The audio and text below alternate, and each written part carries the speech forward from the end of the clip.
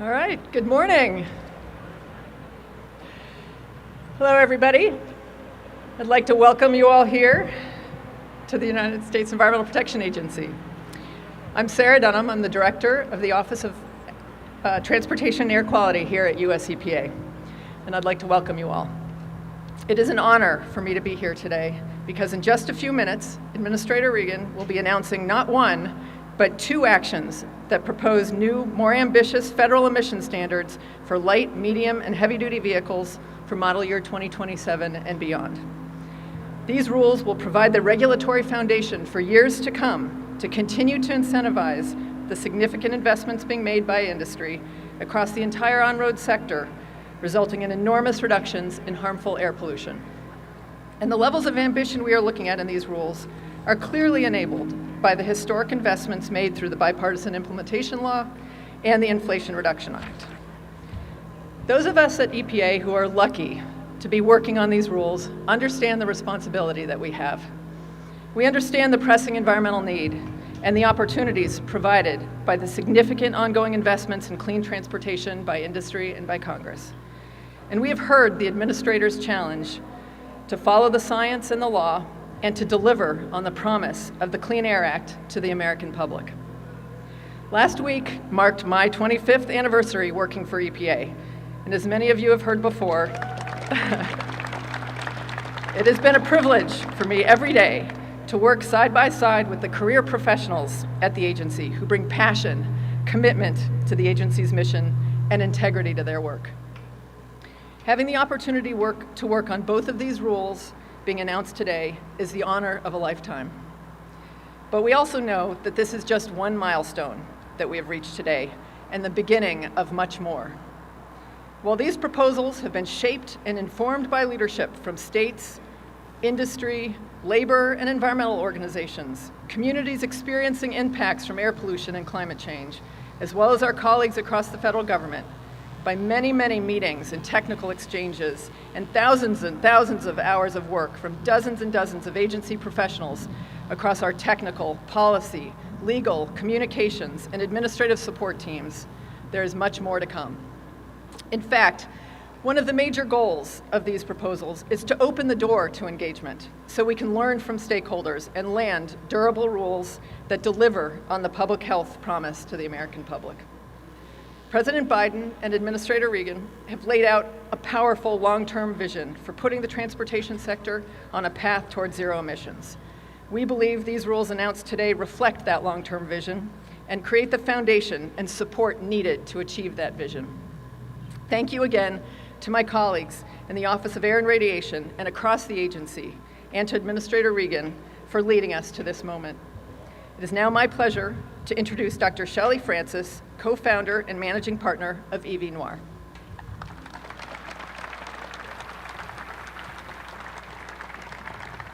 Thank you, Sarah. Good morning.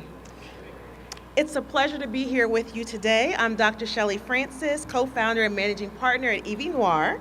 I am an EV driver. I'm the first African-American woman to serve as a national board director of the Electric Vehicle Association, and I'm a public health expert. Prior to founding EV Noir, I was a medical school professor studying environmental health disparities. I lead a team of professionals working on multimodal, electric, connected, shared, and autonomous mobility solutions. Our work centers on e-mobility best practice and e-mobility diversity, equity, and inclusion. I am also the co-founder of EV Hybrid Noir, a national 501c3 that's the nation's largest network of diverse EV drivers and enthusiasts with thousands of members across the country. As an EV driver of color, it was important to develop a community that is the voice of diverse drivers and that represents groups that are often underrepresented. That is why I'm so excited to be here with you on this historic day to share why strong vehicle emissions rules are critically important to achieving an equitable, clean future for communities nationwide. The transportation sector has been the backbone of the American economy. It's the way we move people, goods, and services, and it impacts our daily lives by representing access to healthcare, education, good-paying jobs, and economic inclusion. Unfortunately, we are confronting a deeply inequitable transportation system that reflects winners as well as losers that were chosen decades ago. Recent data indicate that in the United States, people of color are almost 4 times more likely than white people to live in a county with 3 failing grades for air quality. An estimated 30 to 45% of people in North American cities live or work near enough to a busy roadway to experience significantly higher levels of pollution.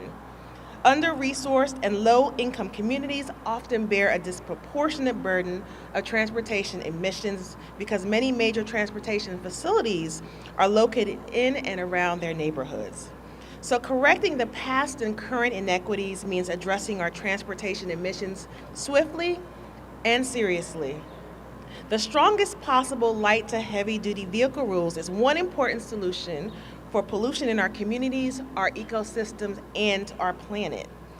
EVNOR's own research in collaboration with partners has demonstrated that diverse communities across the United States are ready and excited to be part of a zero transportation future.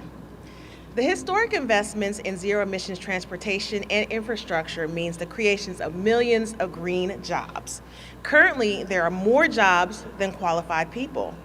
That's why we created the first e-mobility fellowship program to diversify the clean transportation sector with students from historically Black colleges and universities, Hispanic serving institutions, and minority serving institutions from across the country. So in closing, I want to leave you with this message. First, now is the time to accelerate clean transportation. Second, increasing access to clean transportation is a life and death matter for many communities that have been disproportionately impacted by transportation emissions. And third, we need your continued support to enact stricter emission standards. So we applaud Administrator Regan and his team, as well as the Biden administration, for taking vehicle pollution seriously and hitting the accelerator on strong vehicle standards.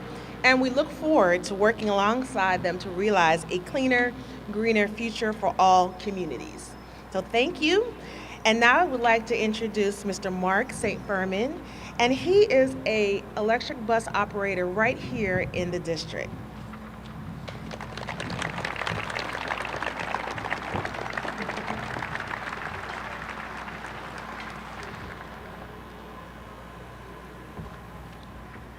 Good morning. Thank you, Dr. Francis, for the introduction, and I'm thrilled to be here today.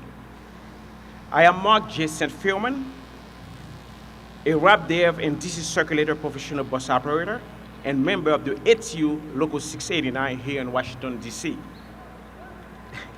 I started working at the circulator in June 2005, when service first began. Over the last 18 years, I have enjoyed transporting passengers to their destination safely. I have met many people from all walks of life and drive thousands of miles across every part of our beautiful city. Members of our community and our public transportation system to help them get to and from work and school every day and get them help, then get them work for essential service such as medical care and grocery stores. I started my career driving diesel buses, but Mayor Bowser and the District Department of Transportation have worked to make our transportation network greener. Last year, I recently began driving an electric bus. Since making the transition, I have noticed a huge improvement in the experience, not only for me as the driver, but also for the passengers. Electric buses are more fuel efficient, better for the environment, and more comfortable for riders and drivers. The DC Circulator electric fleet offers electric outlets and wireless internet access.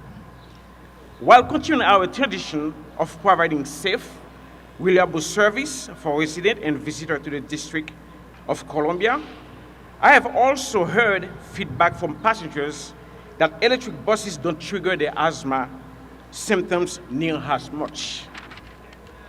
I am looking forward to having more electric buses, trucks, delivery vans, cars, and SUV on the road and excited for the announcement today. With that, it is my pleasure to introduce Miss Liz Hurtado, a mom with Moms Clean Air Force and her children. Thank you.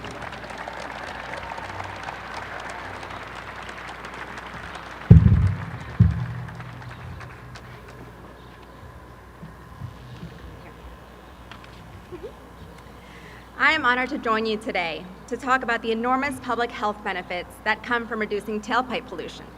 As a mother of 4, nothing is more important to me than the health of my children, including Lena, who is standing here with me today. We traveled from Virginia Beach, Virginia, to join you on this momentous day. I'm Liz Hurtado, National Field Manager for Moms Clean Air Force and its Latino engagement program, EcoMadres. We are a community of more than 1.5 million moms, dads, and caretakers united in the fight for clean air and climate action for the sake of our children's health and our futures. I grew up in Lima, Peru, which has some of the worst air pollution in Latin America, so I'm no stranger to the harmful health effects of tailpipe pollution. In the US, Black, Asian, Latino, and low-income communities are more likely to live near truck routes and bear a disproportionately heavy burden from the health harms of tailpipe pollution. This is a profound environmental injustice. Many of my fellow ecomadres face these injustices. Let's take Erandi Treviño in Southeast Houston. She and her family face cumulative effects of pollution, from living along the Houston Ship Channel, surrounded by heavy industry, oil refineries, and trucking routes. Or take Mercedes McKinley. Her home in Las Vegas is located so close to a major highway, which is used by both locals and a number of big rigs that move throughout the Southwest. Thank you. As a mother of a toddler, she worries about her daughter's developing lungs. And then there's Ana Rios, who is raising a young family in Albuquerque, less than 1 mile away from an interstate highway, near a railroad, and a few steps from a heavy-duty truck company, where trucks are pulling in and out every hour. Based on where they live, Erandi, Mercedes, and Ana have a shared concern for their family's health, the threat to their lungs, brains, and hearts. We know that cutting air pollution from cars and trucks drastically reduces trips to the emergency room due to asthma attacks. And it also reduces the number of older adults who struggle with lung disease and other chronic conditions. These reductions greatly improve our family's quality of life. It's why today's news is both good and hopeful. The EPA has made an important and historic step forward toward cleaning up toxic pollution from cars and trucks. And moms around the country are celebrating this transformative movement. Why? Because strong tailpipe standards will accelerate our transition to zero-emission vehicles, resulting in cleaner air and less climate pollution. Today, we are also celebrating all the health gains that will come from electrifying our transportation sector.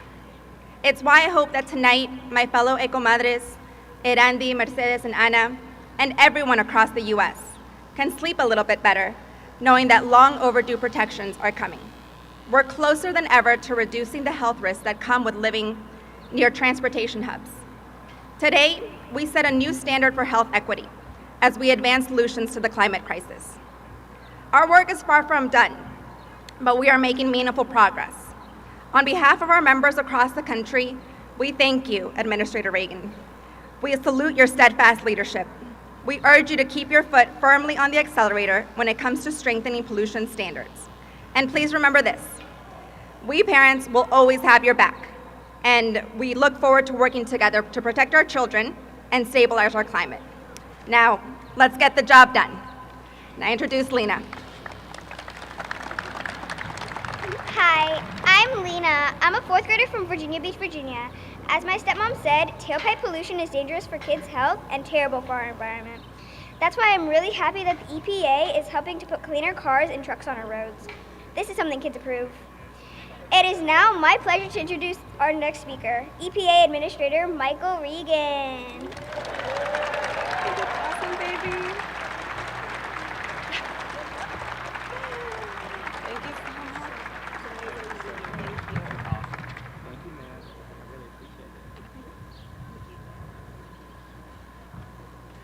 Let's give it up for Liz and Lena.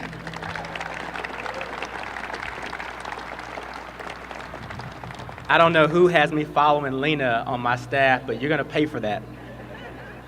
Thank you, Lena, for that wonderful introduction. Before we get started, I'd just like to say a brief word about the fire in Richmond, Indiana. And I want to let everyone know that we're working closely with our state and local partners. EPA was on site within hours of the fire, and overnight we began monitoring at 15 mobile monitoring locations. Today, the EPA team is on the ground and will collect debris samples in surrounding communities to determine whether asbestos-containing materials may have left the site. So we're following the situation very closely, and we'll continue to provide the community with any assistance that they need.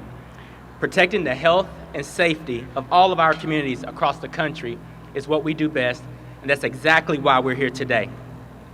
I want to give a thank you to our EPA team. I want to thank Joe Goffman for his leadership, Ale Nunez for her leadership,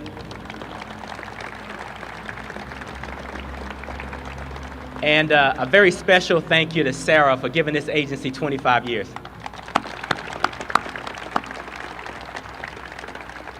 You know, I also want to thank the automobile, environmental, and labor leaders for joining us here today. Thank you all for fighting so passionately for a cleaner, healthier, safer future for all. When President Biden took office, he launched the most ambitious climate agenda in United States history, vowing to restore America's leadership both abroad and here at home. In every corner of this country, Americans are seeing and feeling the devastating impacts that the climate crisis is delivering firsthand.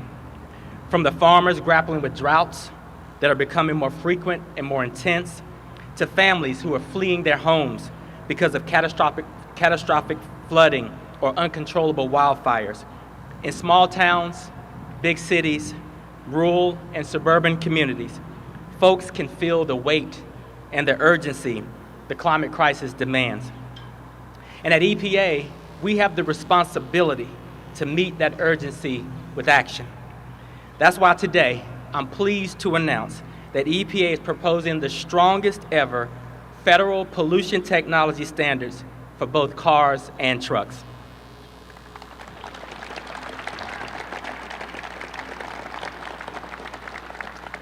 Together, today's actions will accelerate our ongoing transition to a clean vehicles future, tackle the climate crisis head-on, and improve air quality for communities all across the country. Light, medium, and heavy-duty vehicles are some of the biggest contributors to greenhouse gas pollution. The first set of proposed standards focus on light and medium-duty vehicles. It builds on EPA's existing standards for passenger cars and light trucks for model years 2023 through 2026. EPA estimates that this proposal would reduce our cumulative CO2 emissions by 7.3 billion metric tons from the years 2027 through 2055. That's equivalent to eliminating all greenhouse gas emissions from the entire current United States transportation sector for 4 years. Overall, projected benefits could reach $1.6 trillion. The second set of proposed standards would apply to heavy-duty vocational vehicles, such as delivery trucks, dump trucks, public utility trucks, transit, school buses, and more.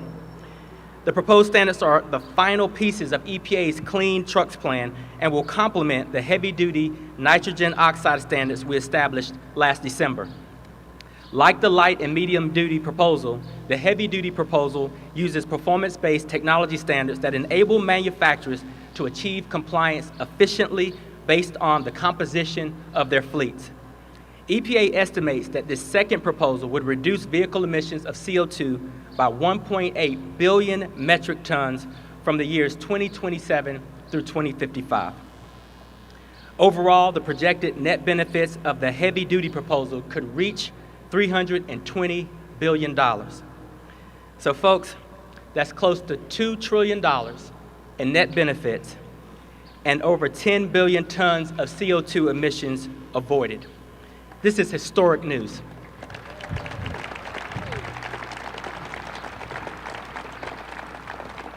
This is historic news for our children, It's historic news for our climate. It's historic news for our future. And for me, like Liz, this is personal. I'm delighted to see so many children in the audience today. And I want to let Lena know that EPA, me, and all of us, we're fighting for your future. As a father of a 9-year-old, I can assure you that there's no greater priority for me than protecting the health and well-being of our children, ensuring that they have a safe, healthy, and reliable future. New technology standards will help us to meet the international commitments for combating the climate crisis, while improving air quality for communities all across the country, especially our communities that have long borne the burden of air pollution. Reductions in greenhouse gas emissions mean cleaner air and less pollution. It means less time away from work and school and increased focus and productivity for Americans all across this country. It means less sickness, and it means healthier Americans. That's why President Biden's historic investment that's what President Biden's historic investment in America is all about. And that's what these technology standards, when finalized, will deliver. Since I became EPA Administrator, I've made it clear that engagement is key to delivering on all of our collective goals. Today's proposals are informed by a robust and inclusive stakeholder process from the automobile industry, the labor group industry, and environmental organizations as well. As we further develop these technology standards that pertain to clean transportation, I'm committed to moving forward collaboratively with all of our stakeholders. I'm grateful to all of us, and especially those of you who have helped us to get to this moment. I want to thank again EPA's phenomenal staff who work tirelessly night and day. I want to thank the advocates and organizations who've been fighting for decades. Please continue to help us. Please continue to fight for clean air and healthier communities, because your work has been pivotal in our progress so far. And I want to let everybody know that this EPA is committed to protecting the health and well-being of every single person on this planet, while ensuring that all people, no matter the color of your skin, how much money you have in your pocket, or your zip code, have clean air to breathe, clean water to drink, and the opportunity to live a healthy and viable life. And every single day, I can report to you we're one step closer to achieving that goal. So thank you all for being here today.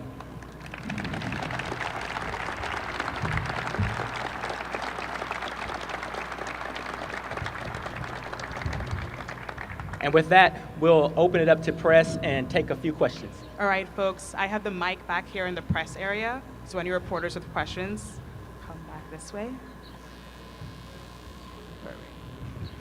Great.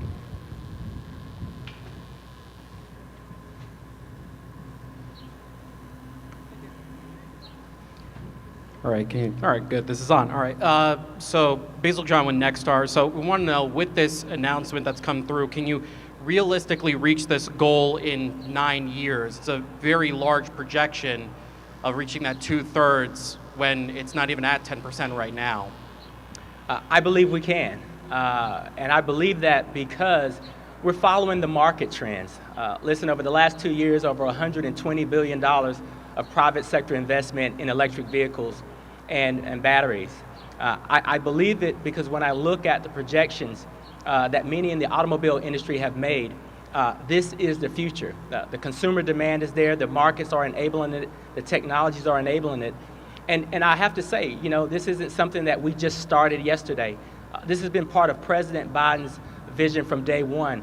When you look at the billions of dollars invested in electric vehicle charging infrastructure in this country, over 500 charging stations from the bipartisan infrastructure law. When you look at the CHIPS and Science Act, billions of dollars to invest in manufacturing right here at home. The $7,500 tax credit in the Inflation Reduction Act. We're rowing in the same direction. And so I do believe that we can achieve this goal. But as I said earlier, it won't be achieved unless we work with all of our stakeholders to get there. And that's what we plan to do over the process. Jennifer Deloe with Bloomberg News. Administrator, I'm wondering how you respond to critics who say the rule doesn't align with the Biden administration's, the heavy-duty rule, doesn't align with the Biden administration's commitment to 100% zero-emission truck sales by 2040. I think it puts us on the trajectory to meet all of the targets that we've set out. What we have to do and what we have done in this proposal is we've done the modeling, we've looked at the technical feasibility, and we've looked at it in the years that we feel the most confident in, which is through 2032, but we're taking comment through 2035 as well. So listen, I think we're on target. I feel that we're on track, but this proposal and this comment period will help us to ensure that we get there together. Thanks, Administrator Dave Shepardson from Reuters. Do you think this rule, as Republican critics say, will effectively end the internal combustion engine? I mean, do you see, after 2035, automakers still selling new ICE vehicles, or do you think these rules are so strict that it will effectively push OEMs toward EVs out of the ICE business? I think that this proposal relies on the tradition, the 40-year tradition that we've always held to set technology-based standards. This creates a conversation for hydrogen fuel cells, electric vehicles. We can look at different variations of new fuel sources that we might have moving forward. I think we're giving the automobile industry options to choose from. And so when we look at this proposal and the opportunities to reach the very ambitious goals that we've set, we're not prescribing any mandates, and we're not driving any particular technology out of business, so to speak. I think we're giving the markets and the automobile industry and the private sector the options to choose on how we best move forward to reach these very, very, very ambitious climate goals that we must reach if we are to protect this planet and to ensure the health and safety of all of our children.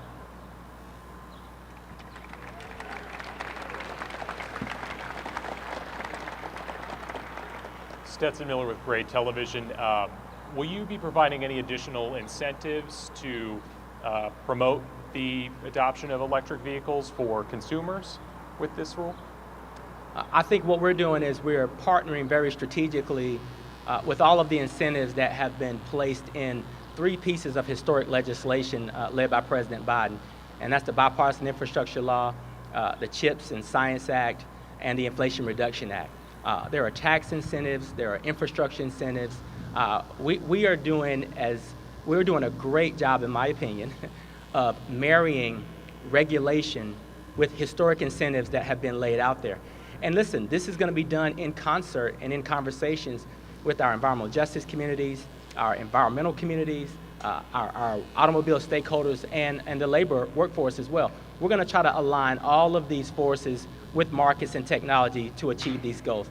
And at the end of this, it will ensure American leadership in the world in terms of leading on technology and transportation and protecting the planet and human health. So this is a great deal for this country. Thanks, Administrator. Grady Trimble with Fox Business. As I'm sure you know, most EV batteries right now are produced in China. So how do you balance the administration's climate goals while also trying to achieve its goal of reducing reliance on China? That's a great question, and so we look at it in two folds. We have to walk and chew gum at the same time. This proposal doesn't kick in till model year 2027. So we've got some years to ramp up. We hope that we can take advantage of that runway and follow the investments of historic legislation to bring manufacturing, especially battery manufacturing, back here domestically. It's our goal that we don't overly rely on any countries. It's our goal that we are more competitive and don't rely solely on China for batteries and for solar technology and the like. And in the meanwhile, when you look at the benefits of this proposal from an energy security standpoint, this will reduce our dependency on foreign oil imports about 20 billion barrels of oil.